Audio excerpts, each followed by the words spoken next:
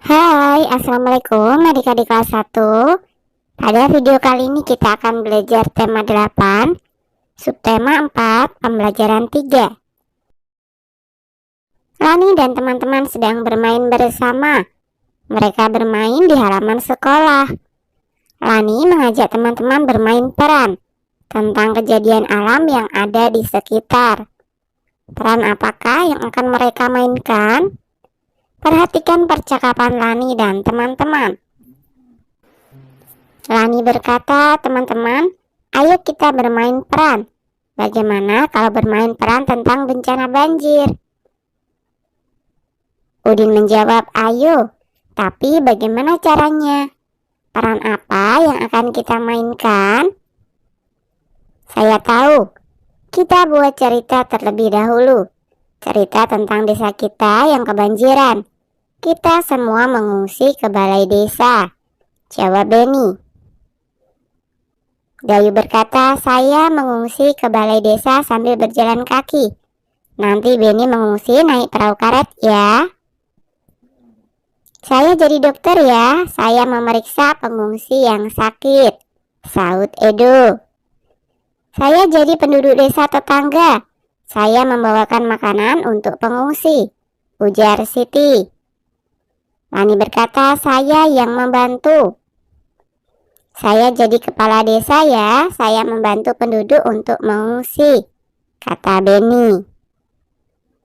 Lakukan bersama teman-temanmu, lakukan secara berkelompok. Ayo berdiskusi tentang suhu panas dan suhu dingin. Usai bermain, Lani dan teman-teman kembali ke kelas. Udara di luar kelas terasa panas. Sementara itu, udara di dalam kelas terasa dingin. Lani ingat semalam hujan deras. Udara terasa dingin. Siang ini sangat cerah, udara terasa panas. Mari membaca percakapan berikut. Lani berkata, udara hari ini sangat panas ya. Menurutku udara hari ini cukup dingin, jawab Edo. Lani dan Edo berbeda pendapat. Mereka merasakan suhu udara yang berbeda, walaupun pada waktu dan tempat yang sama. Nah, sekarang ayo bermain sambil mengukur suhu. Bagaimana dengan udara di tempatmu? Samakah suhu udara yang kalian rasakan? Mengapa? Edo lalu mencoba mengukur suhu. Mengukur suhu dengan alat ukur tidak baku. Edo memegang kursi di kelas dengan telapak tangan. Kursi terasa dingin. Edo lalu berjalan keluar kelas. Edo memegang batu di halaman sekolah. Batu terasa panas. Ayo mengukur suhu benda di dalam dan di luar kelas. Lakukan bersama teman-temanmu. Mari berlatih mengukur suhu. Carilah 5 benda yang ada di dalam kelas. Kemudian cari 5 benda yang ada di luar kelas. Peganglah dengan telapak tanganmu. Apa yang kamu rasakan? Coba bandingkan. 1. Tulislah hasil latihanmu pada tabel berikut. Beri tanda centang pada suhu yang sesuai. Nama benda yang pertama adalah kursi. Lokasi bendanya di dalam kelas. Suhunya dingin. Kemudian nama benda yang kedua adalah batu. Lokasinya di halaman rumput. Suhunya panas karena berada di luar ya.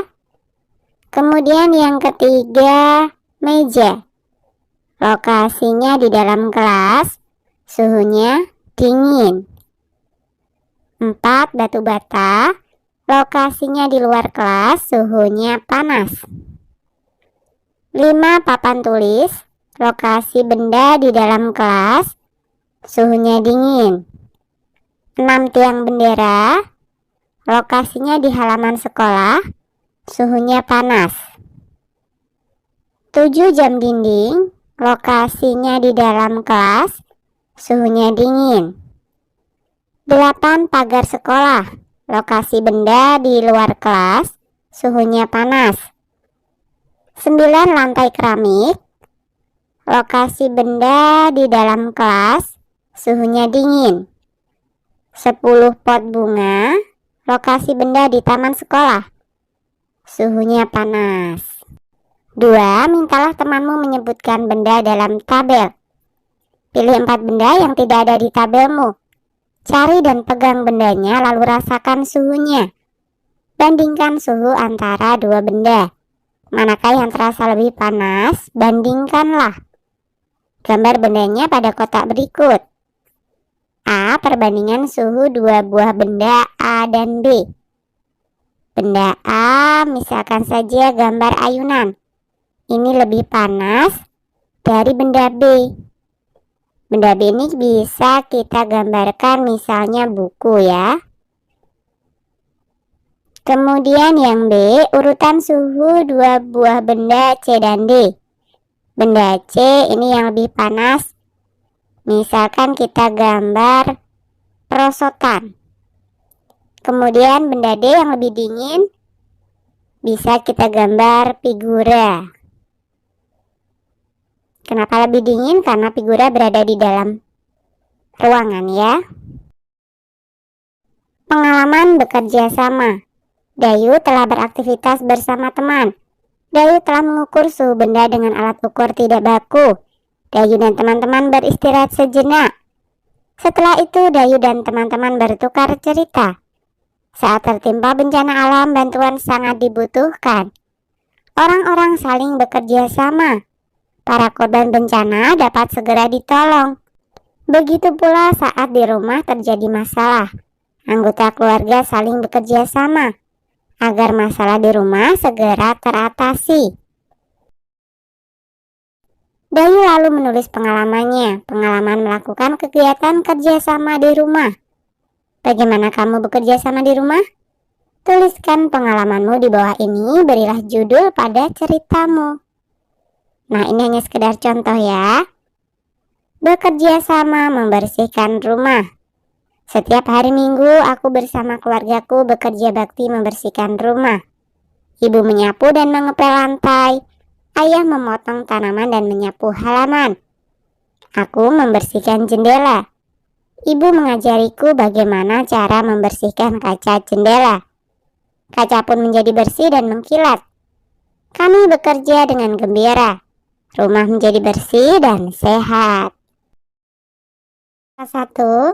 Pada video kali ini kita akan belajar tema 8, subtema 4, pembelajaran 4.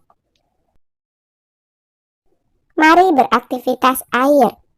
Apabila terjadi banjir, air akan mengenangi jalan. Kaki sulit melangkah karena terasa berat. Ayo kita latihan berjalan di dalam air. Selalu siap siaga apabila bencana datang. Amati gambar berikut. Apakah yang Udin dan teman-temannya lakukan? Bisakah kamu melakukannya? Lakukan secara bergiliran. Lakukan dengan tertib. Senangnya beraktivitas di dalam air. Latihan yang baik untuk menghadapi bencana. Kini saatnya kembali ke kelas.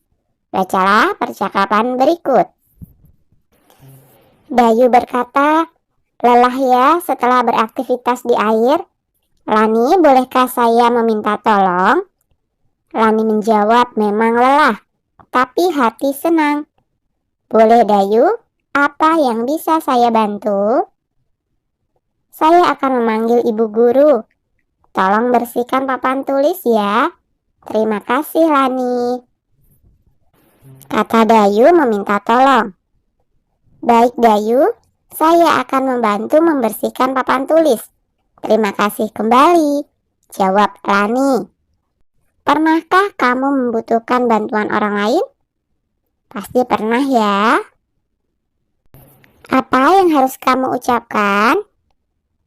Iya, tolong dan juga terima kasih. Menulis permintaan tolong. Bencana alam dapat menimpa siapapun. Bencana alam dapat pula menimpa dirimu. Saat menghadapi kesulitan, kamu perlu bantuan. Mintalah tolong kepada temanmu. Ungkapkan permintaanmu dengan kata yang santun. Tulislah kalimat permintaan tolong dari kata-kata berikut. 1. Payung. Contoh kalimat permintaan tolongnya adalah, Pak, minta tolong ambilkan payung. Di luar sedang hujan deras. Yang kedua, air. Contoh kalimatnya, Rani, tolong matikan keran air itu. Aku sudah selesai menyiram bunga. Terima kasih. Kemudian yang ketiga adalah banjir. Contoh kalimatnya, Beni, tolong kumpulkan obat-obatan untuk pengungsi yang terkena banjir. Terima kasih. Kemudian kata yang keempat adalah longsor. Contoh kalimatnya, Pak Kades, tolong sampaikan bantuan kami ini untuk korban longsor. Terima kasih.